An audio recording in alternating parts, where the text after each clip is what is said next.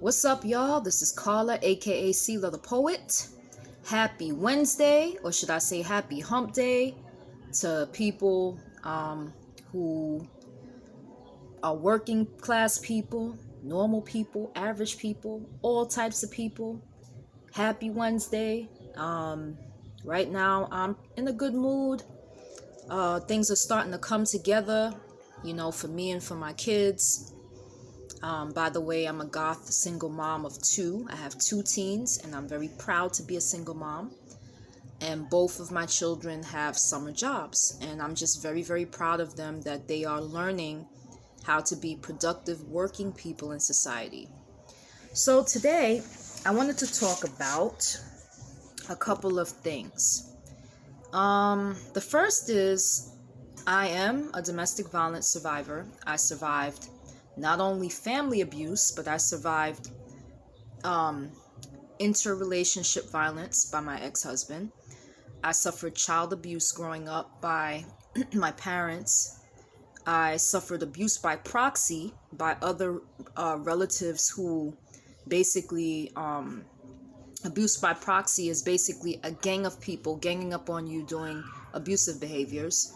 I survived that, and I also survived emotional and verbal abuse. So today I wanted to talk about the power of words.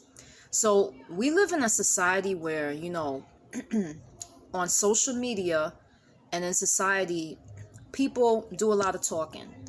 People talk a lot, talk about a lot of different issues, talk about a lot of different things. But the thing I think that's the most disheartening is the way that people use words to tear other people down, like misogynists, for example. So men that are misogynist and that are sexist don't often realize that there is a contempt that they have or a dislike for women. So they use terminologies like bitches and hoes and cunts and all these different types of terms that are just very, very not only disrespectful but disparaging. Then there's the other side. I've heard women calling men dicks, calling them dusties, calling them, just other disparaging names, dogs and things like that nature. And it's just so disheartening and just so messed up that, people use their words as weapons. People can actually use words as weapons to attack other people, to tear other people down. False allegations can ruin a person's reputation. When you tell lies about other people or spread gossip or rumors, those things have a psychological effect on a person, and it's often more long lasting than if you were to just physically hurt somebody. The words that you speak can ring in a person's ears for years and cause, like deep wounds within a person. And, I survived it. I got called all types of names when I was younger, by my abusive father, abusive mom. And, after a while, you just accept it. But then, if you are a person who begins to know your self-worth, and you begin to respect yourself and you begin to love yourself, you begin to look at the words that is being said to you, and then you begin to realize that what you're being called is not what you really are. You're being called names, but in actuality, those names don't describe you. Those names just come from that person's contempt or that person's dislike or hatred of you.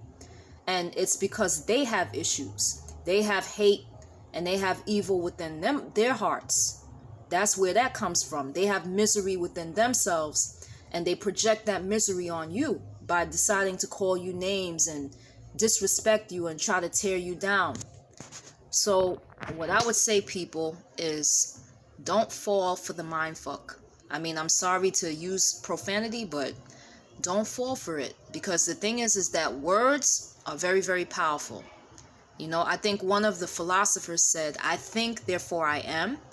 And in the Bible, because I'm Christian, it says God referred to himself as I am that I am. So words are very, very, very powerful. Words spoken can bring about life, can bring about death, and words spoken can bring about controversy and things of that nature. So when people tell each other an uncomfortable truth, sometimes the person, the messenger, ends up getting hated on because the words actually penetrated the other person's consciousness or the other person's heart, caused a reaction. So words are very, very powerful, and we need to be careful how we use words when we are talking to other people. And we shouldn't try to co-sign disrespect of other people. We have to learn how to respect one another as equals, in this society. My second thing I wanted to talk about was just thoughts on feminism and the movement and the things that feminism seeks to, what they're going after. So I spoke to someone from the MGTOW community, and his idea is that he seems to be okay with feminism, but what he says is that what he doesn't like is the fact that the people, maybe the feminists, want more benefits, but they don't want equal responsibility. And I wanted to talk about that to some of the feminists and some of the sisters. So the thing is that if we want equal rights, and we as feminists, okay, well, I know I'm an egalitarian feminist. I don't know about other feminists, but I'm an egalitarian, and I'm the one that believes in the equal rights of men and women in society. The thing is that if we're going to do activism for equal rights, that means that we also have to accept equal responsibility. If we want the same rights that the men have, we have to be okay with accepting the same responsibilities that men have. Meaning, so when it comes to child support and alimony and things of that nature, if a woman makes more money than the guy, then she has to be willing to, if they get a divorce and things don't work out, and the dude is, he doesn't have as much money as you, then you have to be willing, if you're talking about equal rights and equal treatment for men and women, then the woman has to pay the alimony and the child support for the children also if he's awarded custody of the children. That would mean custody of the children probably equal in society, a 50-50 split or something like that. It would also mean that when it comes to socialization between men and women, that both men and women would have to start making the first move when it comes to social interactions. That would mean that women would start, proposing marriage to men, as well as the men proposing marriage to women. It would have to be an equal exchange between the two. It would no longer be the traditional, well, men have to do the chasing and men have to do everything. Women would have to put more of an effort into also going after the guy, and not going after, but pursuing the man, and also being willing to ask for a man's hand in marriage. So we have to really think about equal rights. Equal rights means equal rights. That means that both genders have to be treated the same by society. That for things to be equal, both genders have to have the same accessibility and the same opportunities toward benefits. You can't just have one gender receiving more benefits than the other gender, because that makes it imbalanced and that makes it unfair. The thing is that we as the women, we would have to start, being drafted. We would have to start building buildings, the things that were traditionally men's occupations and only the arenas of men, we would have to start doing. Women's football, which is, in some places they have these things, but it's just very rare. Women's engineers. We would have to start being CEOs. We'd have to start being head of corporations, which we have, but not on a grander scale than men, because patriarchy still rules most of society, and a lot of more men still have those positions. in society, they still hold a lot of those powerful positions.